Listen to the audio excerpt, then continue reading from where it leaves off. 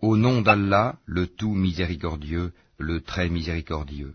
Alif Lam Mim. C'est le livre au sujet duquel il n'y a aucun doute. C'est un guide pour les pieux, qui croient à l'invisible et accomplissent la salate, et dépensent, dans l'obéissance à Allah, de ce que nous leur avons attribué. Ceux qui croient à ce qui t'a été descendu, révélé, et à ce qui a été descendu avant toi, et qui croient fermement à la vie future. Ceux-là sont sur le bon chemin de leur Seigneur, et ce sont eux qui réussissent dans cette vie et dans la vie future. Certes, les infidèles ne croient pas, cela leur est égal, que tu les avertisses ou non, ils ne croiront jamais. Allah a scellé leur cœur et leurs oreilles, et un voile épais leur couvre la vue, et pour eux il y aura un grand châtiment. Parmi les gens, il y a ceux qui disent « Nous croyons en Allah et au jour dernier », tandis qu'en fait, ils n'y croient pas. Ils cherchent à tromper Allah et les croyants, mais ils ne trompent qu'eux-mêmes, et ils ne s'en rendent pas compte. Il y a dans leur cœur une maladie de doute et d'hypocrisie, et Allah laisse croître leur maladie. Ils auront un châtiment douloureux pour avoir menti. Et quand on leur dit « Ne semez pas la corruption sur la terre », ils disent « Au contraire, nous ne sommes que des réformateurs. » Certes, ce sont eux les véritables corrupteurs, mais ils ne s'en rendent pas compte. Et quand on leur dit « Croyez comme les gens ont cru », ils disent « Croirons-nous comme ont cru les faibles d'esprit ?» Certes, ce sont eux les véritables faibles d'esprit, mais ils ne le savent pas. Quand ils rencontrent ceux qui ont cru, ils disent « Nous croyons ».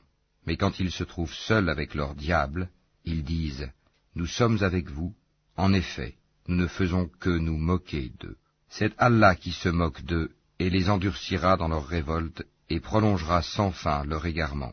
Ce sont eux qui ont troqué le droit chemin contre l'égarement. Eh bien, leur négoce n'a point profité, et ils ne sont pas sur la bonne voie. Ils ressemblent à quelqu'un qui a allumé un feu, puis quand le feu a illuminé tout alentour, Allah a fait disparaître leur lumière et les a abandonnés dans les ténèbres où ils ne voient plus rien. Sourds, muets, aveugles, ils ne peuvent donc pas revenir de leur égarement. On peut encore les comparer à ces gens qui, au moment où les nuées éclatent en pluie, chargées de ténèbres, de tonnerre et éclairs, se mettent les doigts dans les oreilles, terrorisés par le fracas de la foudre, et craignant la mort, et Allah encercle de tous côtés les infidèles. L'éclair presque leur emporte la vue. Chaque fois qu'il leur donne de la lumière, ils avancent, mais dès qu'il fait obscur, ils s'arrêtent. Si Allah le voulait, il leur enlèverait certes l'ouïe et la vue, car Allah a pouvoir sur toutes choses. Ô hommes, adorez votre Seigneur qui vous a créé, vous et ceux qui vous ont précédés, ainsi atteindriez-vous à la piété. C'est lui qui vous a fait la terre pour lit et le ciel pour toit, qui précipite la pluie du ciel et par elle fait surgir toutes sortes de fruits pour vous nourrir. Ne lui cherchez donc pas des égaux, alors que vous savez tout cela. Si vous avez un doute sur ce que nous avons révélé à notre serviteur, tâchez donc de produire une sourate semblable et appelez vos témoins, les idoles que vous adorez en dehors d'Allah, si vous êtes véridiques. Si vous n'y parvenez pas, et à coup sûr vous n'y parviendrez jamais, parez-vous donc contre le feu qu'alimenteront les hommes et les pierres, lequel est réservé aux infidèles. Annonce à ceux qui croient et pratiquent de bonnes œuvres qu'ils auront pour demeure des jardins sous lesquels coulent les ruisseaux. Chaque fois qu'ils seront gratifiés d'un fruit des jardins, ils diront « C'est bien là ce qui nous avait été servi auparavant. » Or c'est quelque chose de semblable, seulement dans la forme. Ils auront là des épouses pures, et là ils demeureront éternellement. Certes, Allah ne se gêne point de citer en exemple n'importe quoi, un moustique ou quoi que ce soit au-dessus. Quant aux croyants, ils savent bien qu'il s'agit de la vérité venant de la part de leur Seigneur. Quant aux infidèles, ils se demandent « Qu'a voulu dire Allah par un tel exemple ?» Par cela, nombreux sont ceux qui l'égarent, et nombreux sont ceux qui le guident. Mais ils n'égarent par cela que les pervers, qui rompent le pacte qu'ils avaient fermement conclu avec Allah, coupent ce qu'Allah a ordonné d'unir, et sèment la corruption sur la terre. Ceux-là sont les vrais perdants. Comment pouvez-vous renier Allah, alors qu'il vous a donné la vie quand vous en étiez privés, puis il vous fera mourir, puis il vous fera revivre, et enfin c'est à lui que vous retournerez. C'est lui qui a créé pour vous tout ce qui est sur la terre, puis il a orienté sa volonté vers le ciel, et en fit 7 cieux, et il est omniscient.